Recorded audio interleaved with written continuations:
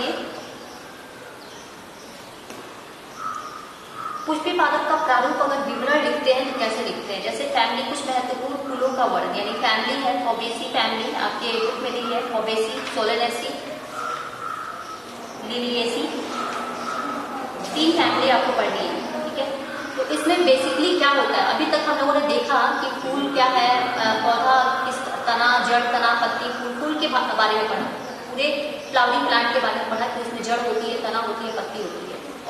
उसी को कैसे लिखना है, किस फैमिली में उसका अरेंजमेंट कैसे है, इसी को हम इस टॉपिक के अंदर देखेंगे।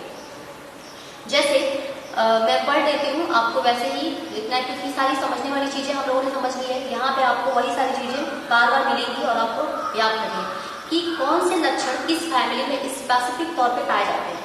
जैसे कि सोलेनेसी फैमिली है तो उसका कुछ स्पेसिफिक लक्षण होगा। हम लोगों ने हर तरह की चीजें पढ़ी थी, कितने तरह के बीजाणुविन्यास पाए जाते हैं, यानी प्लेसेंटेशन कितने प्रकार का पाया जाता है, उभयलिंगाश्रय क्या होता है, क्या क्या, ये सारी चीजें हम लोगों ने पढ़ी अलग अलग तरह के, फूल के लगने का क्रम, औसीमाक्षी, सौसीमाक्षी। तो ये सारी चीजें ही आपके इस टॉपिक के अंदर आएंगी और आपको वही सारी चीजें याद करनी है।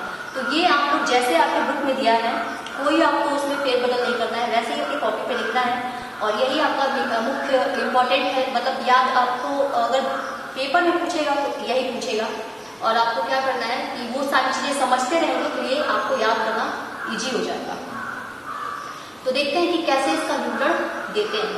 अगर हम पुष्पी पादप की बात करें, यानी कि अगर हम एंजियोस्पर्म की बात करें, तो इसके लिए बहुत से आकार की अभिलक्षण का उपयोग किया जाता है। पुष्पी पादपों का वर्णन संक्षिप्त, सरल, वैज्ञानिक भाषा के क्रमवार होना चाहिए, मतलब क्रम से होना चाहिए, ठीक है। पौधे के वर्णन में उसकी प्रकृति, मतलब पौधे की प्रकृति क्या है, कायिक अभिलक्षण, मतलब उसका वेजिटेटिव कैरेक्टर क्या है, मूल, उसका जड़ क्या है, तना, पत्तियां, और उसके बाद इतना लिखने के बाद प्रकृति, कायिक लक्षण, जड़, तना, पत्ती, इसका विवरण देने के बाद फूल का विवरण देते हैं। और फूल का पुष्पी लक्षण लिखते हैं कि पुष्प कैसा है, पुष्पी लक्षण औसीमाक्षी है, सौसीमाक्षी है, ठीक है। फिर पुष्प विन्यास कैसा है, उसमें पुष्प लगने का क्रम कैसा है, ये लिखते हैं, ठीक है। फूल के भाग के बारे में वर्णन आता है। फूल के भाग के बारे में वर्णन आपका आएगा तो क्या आएगा, कैलिक्स, कोरोला, उमंग, जायाम, इसके बारे में, एंड्रोसियम, गायनोसियम, उमंग को कहते हैं एंड्रोसियम और जायाम को कहते हैं गायनोसियम का वर्णन आता है। पौधे के विभिन्न भागों, तो इस क्रम में पौधे के भागों का वर्णन करते हैं। तो एक फैमिली में आपके सामने पढ़ती हूँ, और ये आपके दिया है कि किस चीज को किससे, जैसे पुष्पी सूत्र में सहपत्र को पुष्प सूत्र भी होता है आपका, पुष्प सूत्र जो आपको याद करना होता है।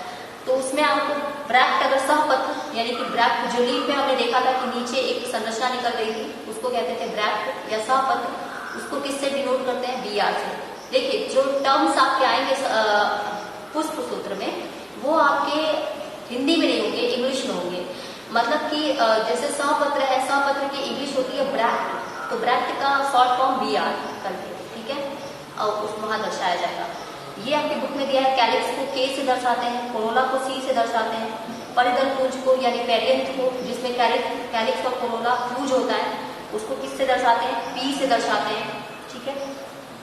उमंग यानी एंड्रोसियम को किससे दर्शाते हैं, ए से, गायनोसियम को किससे, कैपिटल जी से, ठीक है। तो ये सारी चीजें हैं। मेल को कैसे, अगर हम यहाँ ऐसे लिखें, मेल, ये मेल है, ये क्या है, फीमेल है, मेल फ्लावर, फीमेल फ्लावर, ऐसे आपको ज्यादा लिखने की जरूरत नहीं पड़ेगी। ये लिख दीजिए तो समझ में आ जाएगा कि ये मेल है, ये फीमेल है, ये ब्रैक्ट है, ठीक है, कैलिक्स, कोरोला, ठीक है, कैलिक्स के बारे में कोरोला, एंड्रोसियम, गायनोसियम, ऐसे दर्शाइए।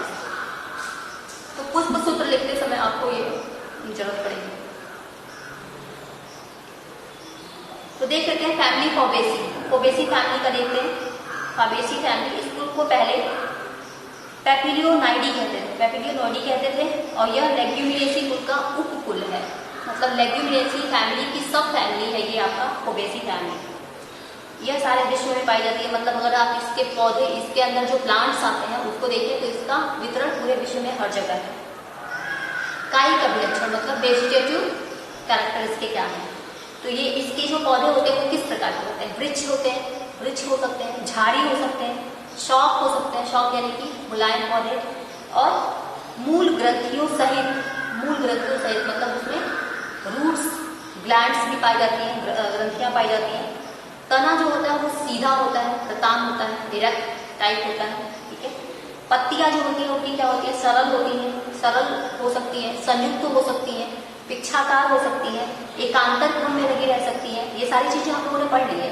उसी को इस पे देना है कि इसके जो प्लांट्स होंगे, इसके अंदर, इस फैमिली के अंदर एक ही प्लांट तो आएगा नहीं, बहुत सारे प्लांट आएंगे, तो वो प्लांट आपके किस किस तरह के हो सकते हैं। कुछ में सरल पत्ती पाई जा सकती है, कुछ में संयुक्त पत्ती पाई जाती है, क्योंकि दोनों का दिया है इसमें, ठीक है।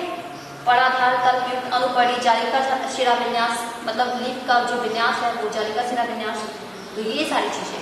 अब आपका आता है पुष्पीय अभिलक्षण। पहले हम लोगों ने देखा कायिक अभिलक्षण में हम लोगों ने देख लिया कि जो पौधा है वो किस प्रकार का है। फिर हमने देखा कि तना पत्तियां कैसे हैं इसमें, ठीक है। फिर पुष्प अभिलक्षण में सबसे पहले पुष्प विन्यास देखेंगे, मतलब पुष्प विन्यास, पुष्प के लगने का क्रम कैसा है, तो वो क्या है इसमें आपकी फॉबेसी फैमिली में क्या है, असीमाक्षी है, ठीक है। अब फूल क्या है, उभयलिंगी है, ठीक है, उभयलिंगी। एक व्यास सम्मित, एक व्यास सम्मित मतलब उसकी सिमेट्री को, सिमेट्री से मतलब है यहाँ पे कैलिक्स का विवरण देंगे, कोरोला का विवरण देंगे। कैलिक्स क्या है, बाह्य दल 5 है, कैलिक्स के बाह्य दल जो है वो 5 है, यानी कि सेपल की संख्या कितनी है, 5 है। संयुक्त बाह्यदली संयुक्त है। कोरस्पर्शी अभी देखा हमने, कोरस्पर्शी या कोरशाली पुष्पदल विन्यास, ऐसे करके आपको सारा लिखना है। कुमंग कितने हैं, 10 कुमंग अभी हम लोग देखा, कुमंग के पार्ट देखे अगर हम, तो कुमंग में क्या था आपका, स्टेमेन था, स्टेमेन और एंथर, तो ये सारी चीजें आपको लिखनी है। तो होप आपको ये समझ में आ गई होंगी। और बाद में आपको लिखना है इसका आर्थिक विन्यास, फल किस तरह का है, लेग्यूम। तो ये इसी तरीके से आपको सोलोनेसी फैमिली, फॉबेसी फैमिली आपकी बुक में दिया है, पेज नंबर 78, 79 और 80 और फिर 81। लिलिएसी फैमिली, 3 फैमिली है, और 3 फैमिली के कौन कौन से प्लांट्स हैं जो आपकी बुक में दिए हैं वो आपको याद करने हैं, और तीनों फैमिली के कैरेक्टर आपको लिखने हैं और याद करने हैं। ये कर लेने के बाद आपका चैप्टर पूरा खत्म हो जाएगा। और इस चैप्टर में अगर आपको कोई भी डाउट होगा तो आप अगली क्लास में पूछिएगा, और ये आपका चैप्टर खत्म होता है। Thank you.